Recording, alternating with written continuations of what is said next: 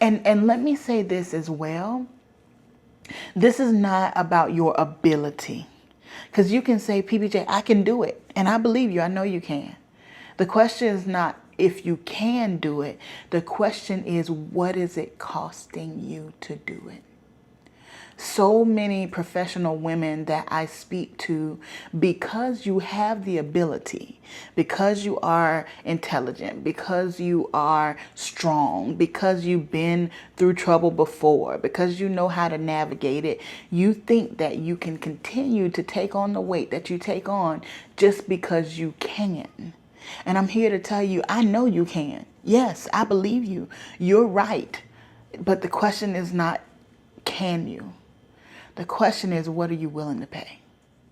Hey friend, welcome to another episode of the Disrupting Burnout podcast, where we are giving you the strategies for pouring out purpose without continuing to live through the consequences of burnout. Friend, I am Dr. Patrice Buckner Jackson, and you can call me PBJ, and it is my honor to serve you. Listen, if you're watching, if you normally listen, these episodes are up on YouTube as well. If you're watching, you may say, PBJ, where are you? That is not your normal background. And you are right. I am on the road right now. I'm in Syracuse, New York. Today I'm serving in Oswego, and then tomorrow I'm serving in Syracuse, and then I go home the next day. So yes, this is not my normal space. This is not my normal studio. Okay, I'm not at the house, but I just want to make sure that I keep these episodes going no matter where I am. So welcome to the road trip with me. I'm glad you are here, friend. Today I want to spend a little bit more time talking to you about what it practically looks like to reset your rhythm. I know that we've already had an episode where I gave you tips on what you can do, but I want to give you some real life examples today and show you how, in the midst of everything, you can still stop. You can still have a micro break. You can still have a purposeful pause. So let's get into it. I want to give you some real examples today. And I want to start with, we could call it the bad news, if that's what you want to call it. Friend, we're not going to escape this chaos. Whatever the chaos is around you, you can name it. Friend, name it. We're not going to escape this chaos. We're going to have to walk through this. And it won't last forever. And I truly believe, I know it. I'm holding on to hope, and I'm holding on to joy that trouble don't last always. And everything eventually is going to be all right.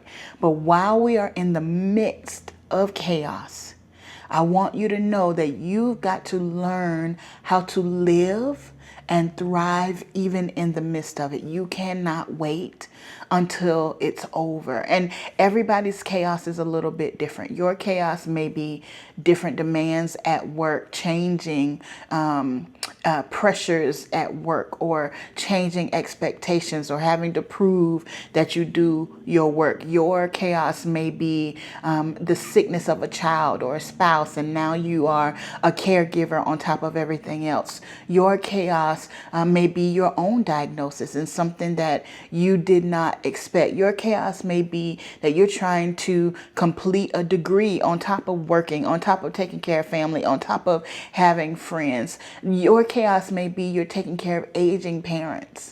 And we don't have that conversation enough. I know for me, I don't feel like I had that conversation enough of when your children have moved on, but you still kind of take care of them. And also now your parents are in a stage of life where they need you more.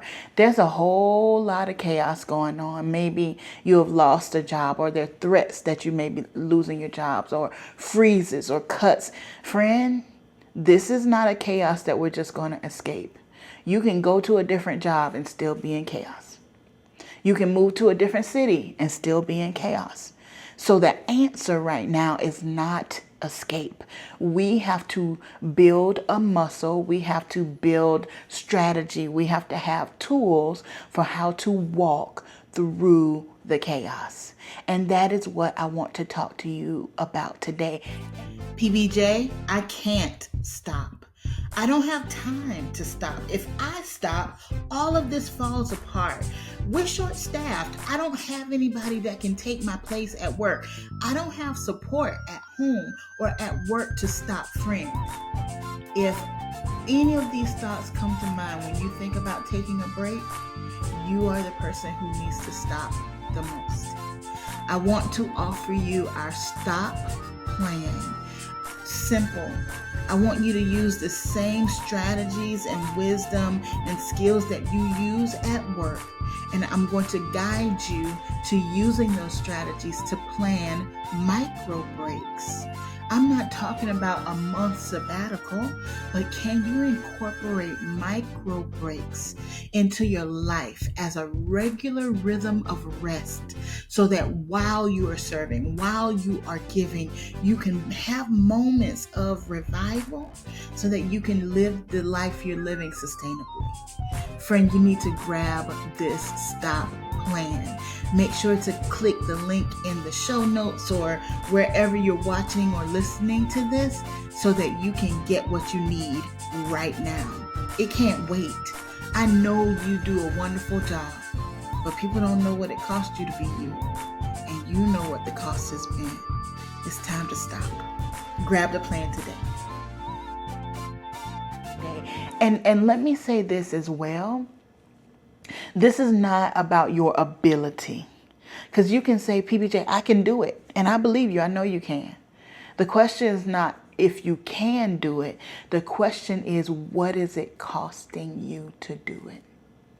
So many professional women that I speak to, because you have the ability, because you are intelligent, because you are strong, because you've been through trouble before, because you know how to navigate it, you think that you can continue to take on the weight that you take on just because you can. And I'm here to tell you, I know you can. Yes, I believe you. You're right. But the question is not, can you? The question is, what are you willing to pay? Because you do have the ability, but it is costing you to serve the way that you serve. So this is not about throwing away all of your responsibilities. There are some things that you probably need to trim. And that's just the reality. You can have it all, but you can't have it all at the same time. There are some things that you probably need to trim. But even after trimming, your hands will still be full. Because you are that person. You are that girl. You are that woman. You are that person. You will always have your hands full. That's who you are. So I want you to consider how you're carrying the weight. How are you carrying the load of your life and your responsibilities? You have to change the way you are carrying the weight. If you've been in a workshop with me or you've seen me post on social media when I do this example of carrying our baggage, and all of the bags represent a different responsibility in our lives, and how we're walking around with all this weight all the time, and how it's wearing us out and tearing us up and causing us to be in the throes of burnout.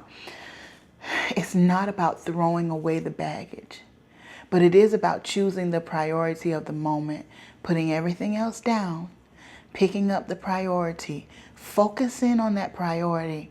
Then when it's time to switch, you switch priorities and you don't feel guilty about it. And rest is when you put all of the baggage down, to pause, to take a mini break, not exchange a heavy bag for a lighter bag. We talked about task switching, but real rest is when you lay all your burdens down for a moment, just to allow your body, your brain, your mind, your nervous system to recover. So let's talk about how to adjust our rhythm, how to reset our rhythm when we're in the midst of it and everything is happening. I want to give you a few examples just to show you, and these examples may not be yours, but just a few examples in real life of what this might look like. I thought about when I was completing my doctoral degree and writing my dissertation. And I've shared with you before how sometimes that was staying up all night because that was the time that worked for me, right? So I'm not suggesting that anybody else do that, but that's what worked for me, big chunks of time where I could write. Because I was dedicating big chunks of time to writing, because I had a full-time demanding job, because I had a family to take care of, there was not a whole lot of other things in my life during that season. There wasn't a lot of hanging out, going out, showing up at this place, eating out, going shopping, all of that at that time because my capacity, the capacity was limited because of the big project, because of the season that I was in. So I want you to think about what is your capacity right now? How is your capacity being used? And what do you have to set aside in order to incorporate the things that really matter?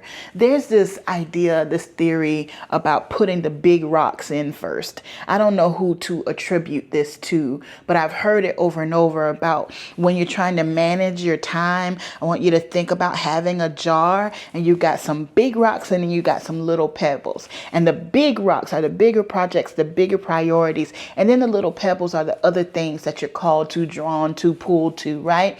And the theory is that you put your big rocks in the jar first. Because if you fill the jar with the little pebbles, your big rocks are not going to fit in there. So you put the big rocks in first and then you fit in pebbles where you can.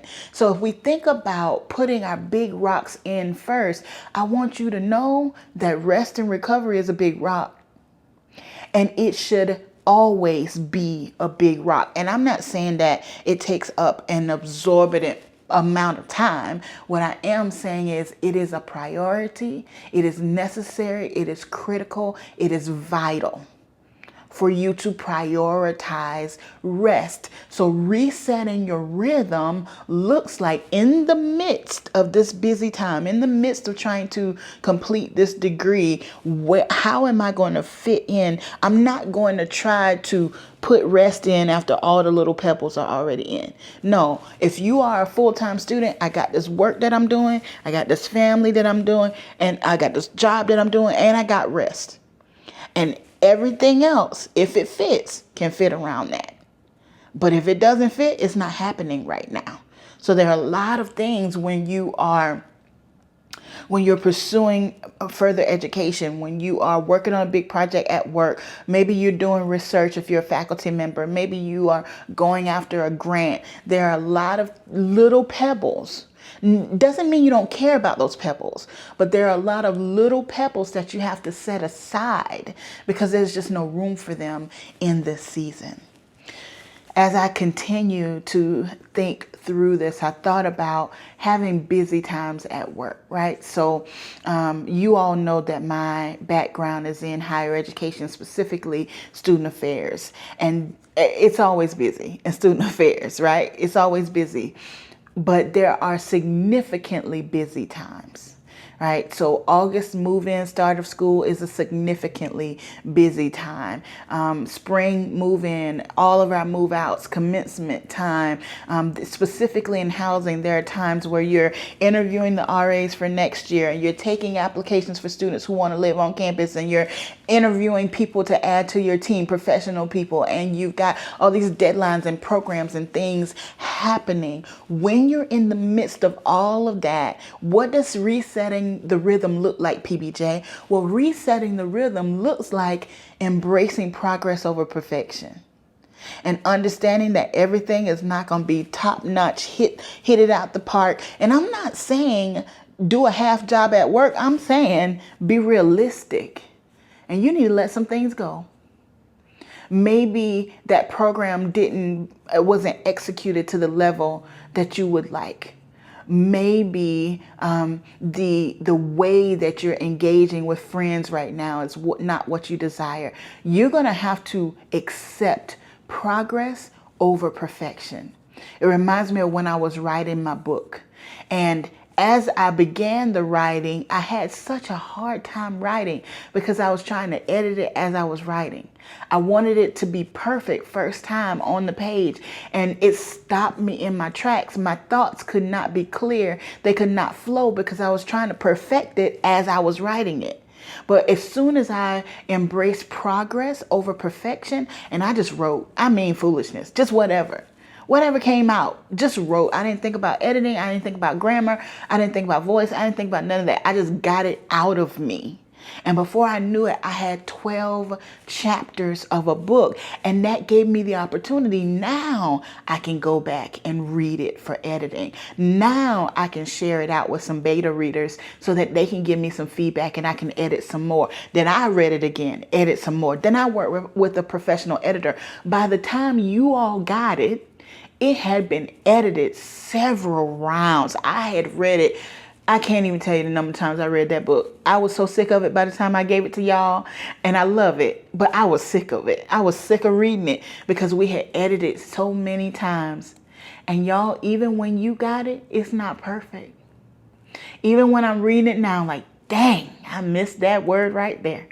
Or I missed that punctuation right there. But I tell you, it's changing lives. I know it is because you're telling me it is. And it didn't have to be perfect to do that. When I stand before an organization or a group of people to share, my presentations aren't perfect. Sometimes I'm stumbling over my words. Sometimes I forget to say something significant. It's not perfect, but it never fails for somebody to come up to me in tears and say, this changed my life. I've had people come back and say, this saved my life today. And that's no credit to me. That's all God. But I want you to know it's in my imperfection that is happening. It's not in me trying to cross all the T's and dot all the I's. But it's in me being willing to just show up and do my best. So sometimes you got to give yourself the grace to show up and do your best. And in the midst of the crazy, you got to find moments to stop. Know when your body, when your nervous system is telling you you're overwhelmed. I call them tells. What are your tells? The headache, the muscle tensions, the system issues, the digestive issues, the inability to sleep, the all I want to do is sleep, the crying or the need to cry, but you can't let it out. These are all tells. Recognize the heart beating fast. Recognize when your body is saying, ooh, we are overwhelmed right now, and stop. Stop for 5 minutes, 10 minutes, 15 minutes, half a day, whatever you can do, but stop. The only thing you can do to interrupt, to disrupt that level of overwhelm is to stop. That is the answer. And you have got to embrace the stop, especially, not just even in, especially in the chaos. You got to stop.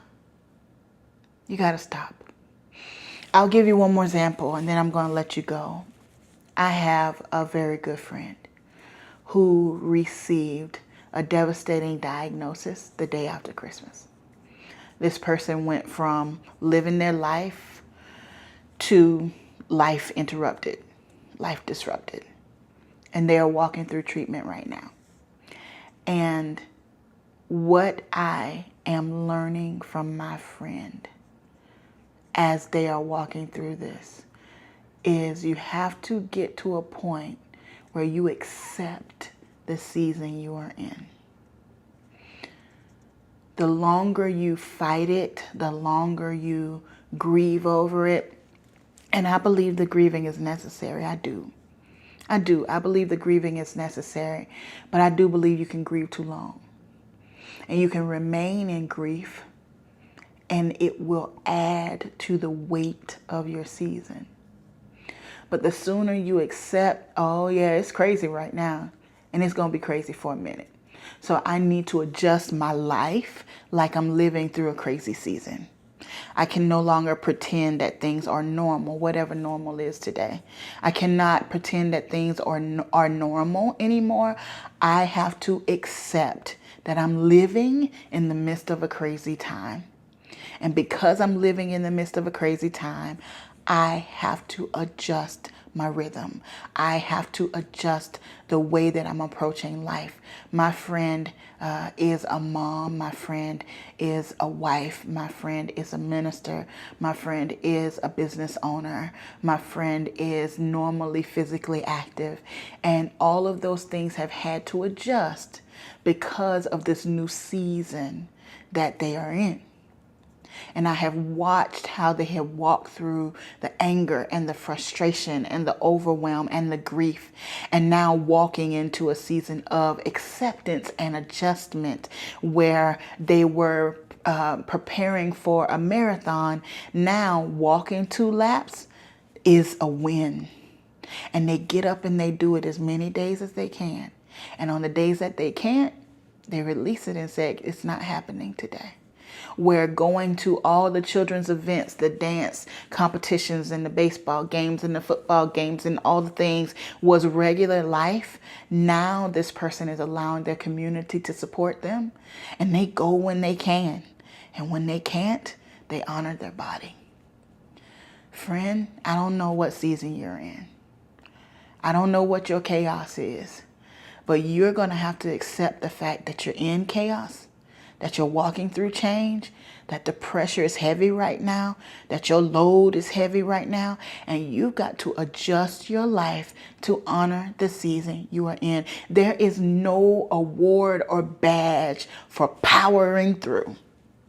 There is no pat on the back for pushing beyond what you can do. We're not doing that anymore. We're not in a season where we can. If we don't choose, our bodies choose for us. Overwhelm is the whisper. Burnout is the demand. You will stop. And it will be in a way and in a time that is not convenient for you and not the way you want. Honor the season you are in. Reset your rhythm. Incorporate rest as a priority. Trim everything that is not needed. Friend, I'm talking conversations that are not helpful, friendships that don't help you grow, media that's causing you anxiety. I'm talking about fear that is tormenting you. I'm talking about reading anything that is not helpful and nourishing to you. Trim everything that is not helpful. Trim everything that is holding you back, that is holding you down, that is costing you more than it's worth. Trim it. This is not the season to hold on to foolishness. Let it go. Let it go. Find the place where you can dig your heels in and you can stand and sustain through the chaos. And that's not going to happen without a regular rhythm of rest. That's not going to happen with you carrying the weight of perfection. It's only going to happen by you resetting your rhythm, listening to your body, honoring your nervous system, and doing the things that are assigned to your hands right now. And releasing everything else. Because that's where we are. That's where we are. All right, friend. That's what I have for you. I could not avoid giving you this message today. So I hope you got what you needed. As always, you are powerful. You are significant. You are brilliant. And you are loved. There's nobody else like you. You are specifically and uniquely created. And there's no replacement for you. We need you. So I need you to protect yourself. All right? I'll see you next time. Bye.